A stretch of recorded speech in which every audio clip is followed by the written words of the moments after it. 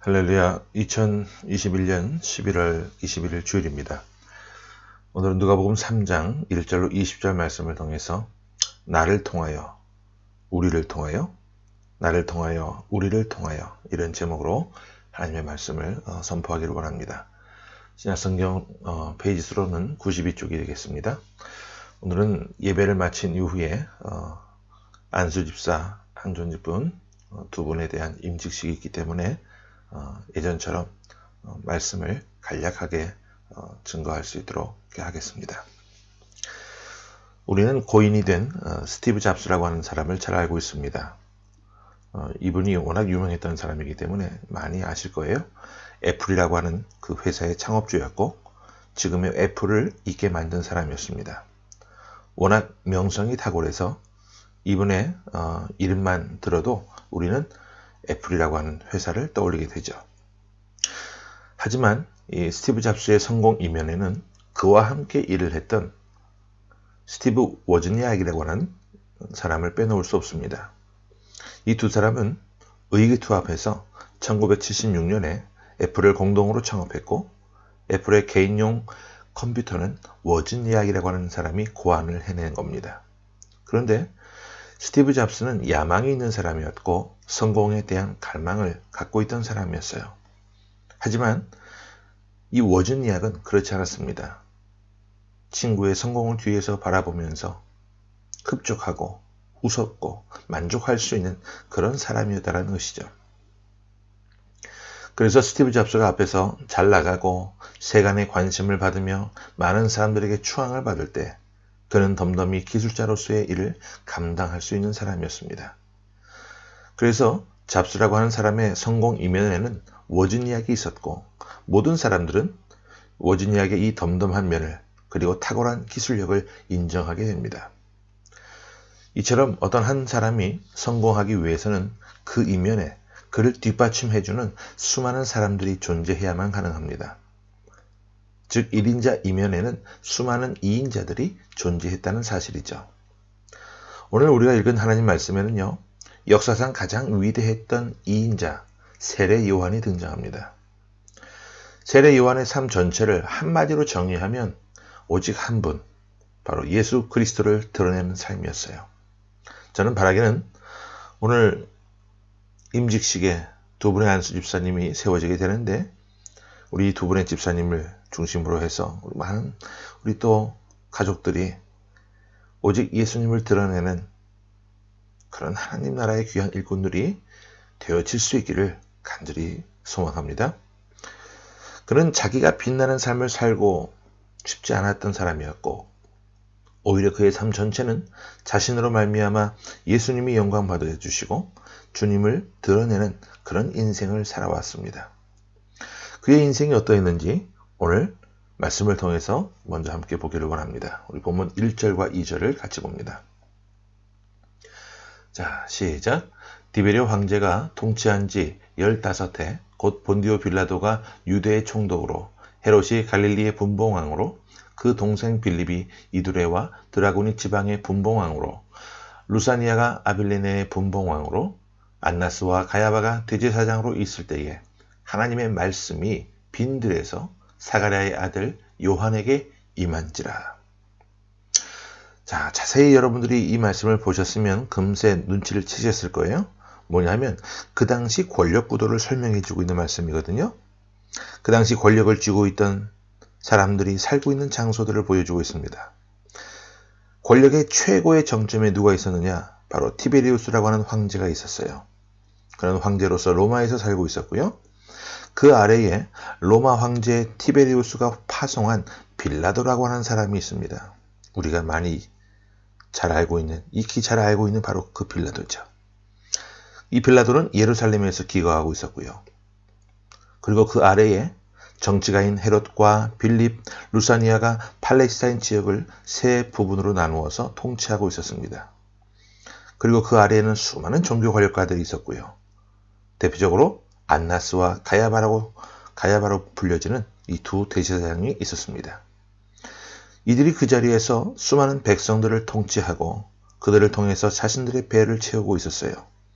그래서 그 당시 사람들은 성공하기 위해서는 멀리 있는 로마까지 가야만 하고, 또 로마를 가지 못한다고 한다면 예루살렘에 가서 혹은 헤롯에게 혹은 종교 권력에게 붙어서 기생하고 있어야만 한 자리라도 차지할 수 있다는 그런 생각들을 갖고 있었던 것 같습니다.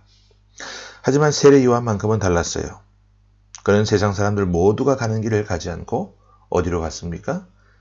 2절 하반에 보면 하나님의 말씀이 어디에서? 빈들에서 사가랴의 아들 요한에게 임했다라고 말씀하고 있는데, 이 세례 요한은요, 로마로 가지 않고 권력 있는 사람들에게 붙어 있지 아니하고 오히려 빈들로 갔다는 거예요.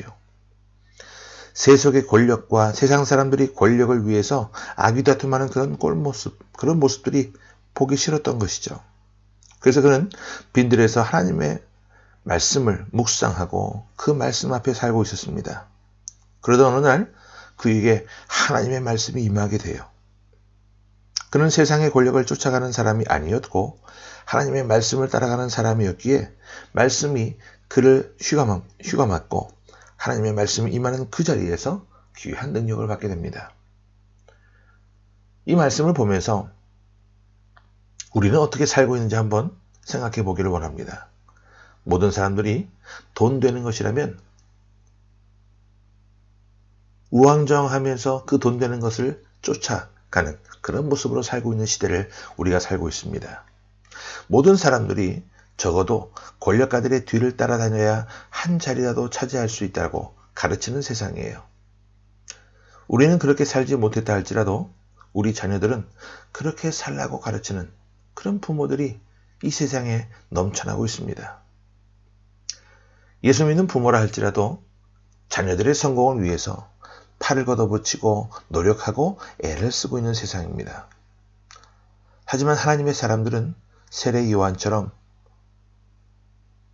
때로는 빈들로 나가 말씀을 따라가는 삶을 살아가야만 합니다.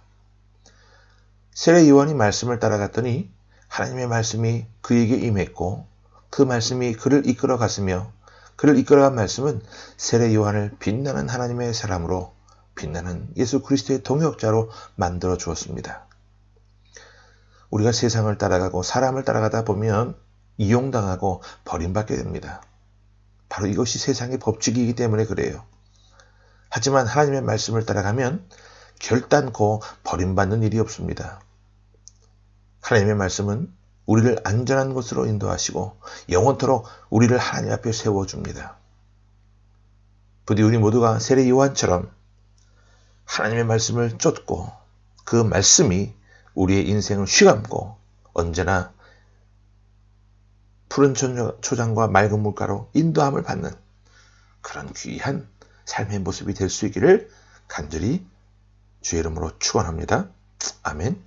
우리 이어서 7절과 8절의 말씀을 같이 보겠습니다. 자, 시작. 요한이 세례받으러 나오는 무리에게 이르되 독사의 자식들아 누가 너희에게 일러 장차 올 진노를 피하라 하더냐. 그러므로 회개에 합당한 열매를 맺고 속으로 아브라함이 우리 조상이라 말하지 말라. 내가 너희에게 이르노니 하나님이 능히 이 돌들로도 아브라함의 자손이 되게 하시리라. 자, 세례 요한은 자신에게 나오는 사람들에게 독설에 가까운 말씀을 던졌어요. 자, 이것이 세례 요한의 설교였는데 그는 사람을 쫓아 권력을 쫓아가는 사람이 아니었기 때문에 사람들에게 잘 보일 이유가 없었습니다. 그는 독자적인 세력을 형성할 생각이 없었기 때문에 사람들의 비위를 맞추는 그런 설교를 하지 않았어요. 오히려 그들의 한 영혼을 소중하게 여기고 그 영혼을 위해서 회개를 촉구하고 있는 모습을 보게 됩니다. 사람들의 마음에 드는 설교를 하면요, 사람들에게 좋은 평판도 들을 수 있고 인기도 얻을 수 있을 거예요. 하지만 세례 요한은 그럴 생각이 전혀 없었습니다. 그 당시 수많은 사람들이 권력을 쫓아 물질을 쫓아 사는 그런 사람들이 하나님께 회개하고 영혼의 구원을 받아야 했기에 자신에게 말씀 듣기 위해서 나오는 그 많은 사람들에게 오직 하나님의 말씀으로 회개를 선포합니다. 저는 우리 모두가 이 세례 요한의 놀라운 말씀의 선포를 배워야 한다고 생각해요. 오늘 많은 교회들이요, 성도들을 고객으로 생각하는 모습들을 보게 돼요. 여러분, 성도를 고객으로 생각하면 어떻게 됩니까? 고객 만족도를 높이기 위해서 힘쓰는 모습이 되어야 한다는 것이죠. 그러면 그 순간부터 그 교회는 교회가 아니라 기업이 되고 만다는 것이죠. 기업이 고객들의 만족도를 높여주기 위해서 쓴소리를 하지 못하고 해야 될 말을 하지 못하고 오히려 고객을 중심적으로 모시고 살아가야 하는 것처럼 교회가 그런 모습이 되게 된다면 교회의 주인은 그리스도가 아니라 하나님이 아니라 사람이 되고 만다는 겁니다. 그런 교회는 타락할 수밖에 없는 거예요. 오늘 이 시대 교회들도 회개를 선포해야 하고 회개를 선포하는 그 중심에는 하나님이 교회의 주인이 되셔야 하며 그리스도가 교회의 머리가 되셔야 합니다. 오늘 우리 모두가 참다운 교회의 모습을 세우기 위해 나에게 달콤한 말이 아닌 쓴소리를 해주는 사람이 있다는 것에 대해서 고맙고 감사할 수 있는 그런 삶의 모습이 될 수 있기를 바랍니다. 사람을 만족시키는 교회가 아니라 하나님의 영광을 위하고 예수님을 만족시키는 그런 교회, 이런 교회가 참된 교회라는 거예요. 계속해서 우리 15절과 16절 말씀을 연이어서 보겠습니다. 자, 시작. 백성들이 바라고 기다림으로 모든 사람들이 요한을 혹 그리스도신가 심중에 생각하니 요한이 모든 사람에게 대답하여 이르되 나는 물로 너희에게 세례를 베풀거니와 나보다 능력이 많으신 이가 오시나니 나는 그의 신발끈을 풀기도 감당하지 못하겠노라. 그는 성령과 불로 너희에게 세례를 베푸실 것이요. 세례 요한이 사람들에게 이렇게 선포합니다. 나는 주님의 신발끈을 풀기에도 감당치 못할 사람이다. 그 당시 수많은 사람들이 세례 요한에게 몰려들었어요. 오히려 이런 모습이 요한에게 매력적인 모습이 되어서 수많은 사람들이 세례 요한을 추종합니다. 그런데 요한은요, 겸손했어요. 이 모습이 저는 세례 요한에게 있어서 가장 훌륭하고 멋진 모습이라고 생각이 됩니다. 왜냐하면 사람은 누구나 마음속 심중 깊은 곳에 교만이라고 하는 죄를 갖고 있어요. 근데 이 교만함이요, 어디에서부터 시작이 되었느냐? 바로 태초에 하나님께서 지으셨던 에덴 동산에서부터 시작이 된 거예요. 거기서부터 시작된 이 원죄라고 하는 이 죄가 인간을 영원토록 괴롭히는 그런 모습이 되고 말죠. 사탄이 아담과 하와에게 말합니다. 이것을 먹는 순간 너희들의 눈이 밝아져서 무엇과 같이? 누구와 같이? 하나님과 같이 될 것이다 라고 꼬드깁니다. 거짓말이었죠. 그런데 아담과 하와가 그 사탄의 말에 속아서 인류 최초의 선악과 범죄가 이루어지게 됩니다. 그때부터 오고 오는 모든 인류에게 영혼 속 깊은 곳에는 교만이라는 죄가 꽈리를 틀고 있어요. 사람들이 세례 요한을 지켜 세웠어요. 그러면 요한도 사람이잖아요. 자기 마음속에 높아지고자 하는 마음이 있었을 겁니다. 그런 마음이 불일 듯 일어났을 거예요. 하지만 그는 자신의 마음을 하나님의 말씀으로 잠재웠습니다. 오직 빈들에 나아가 말씀을 따라갔던 요한이었기 때문에 사람에게 잘 보이고자 하는 그런 사람이 아니었기 때문에 그는 오히려 주님을 더 드러내는 영광된 인생을 살게 돼요. 우리는 어떠합니까? 주님을 위해서 사노라고 말을만 하면서도 정작 내 자신이 영광 받는 자리에 있지는 않습니까? 그런 모습이라면 우리는 세례 요한처럼 사는 인생은 결코 아닐 거예요. 오히려 나를 통해서 예수 그리스도께서 영광 받으시고 나를 통해 하나님께서 영광 받으시는 그런 인생을 우리가 살 수 있기를 원합니다. 우리 인생의 목적이 내가 최고가 되는 인생이 아니라 나를 통해 하나님의 이름이 드러나고 나를 통해서 예수님의 영광이 드러나는 그런 인생을 살게 되면 그 인생이야말로 성공한 인생이 될 것입니다. 우리는 세례 요한처럼 살아서 하나님의 기쁨이 되고 하나님의 영광이 되고 내 인생을 통해 하나님 한 분만이 홀로 높임을 받으시는 일에 중심축을 감당할 수 있는 우리가 될 수 있기를 간절히 바랍니다. 이 일에 오늘 안수집사 두 분을 세우게 되는 것이고 저는 바라기는 이 두 분이 우리 교회의 아름과 흙과 같이 정말 귀한 중심의 역할을 감당하면 좋겠지만 저는 그것으로 만족하지 않아요. 제가 없더라도 이후에 어떤 어려운 일이 있어도 하나님의 나라와 의를 위해 이 땅에 남겨지고 심겨진 자로서 믿음의 남은 지체들과 함께 협력하여 합력하여 선을 이루어 나가고 아름다운 결실을 맺어 나가는 그런 복된 리더자들이 될 수 있기를 축복합니다. 제가 바라는 건 그거 하나뿐밖에 없어요. 이 두 분을 중심으로 해서 우리 모든 지체들이 더 하나 되어지고 더 믿음으로 깨어지고 세상 사람들이 흘러가서 세상 유행 따라가고 세상의 법칙에 물들어 살아갈 때 우리는 오히려 빈들로 나아갈 수 있는 그런 역설적인 삶의 모습을 통해 하늘의 신령한 복과 땅의 기름진 복을 받으며 넉넉히 이기며 살아나가는 우리의 모습이 될 수 있기를 간절히 소망합니다. 아멘. 우리 말씀을 기억하면서 함께 기도하기를 원합니다. 기도합니다. 살아계신 아버지 하나님 고맙고 감사합니다.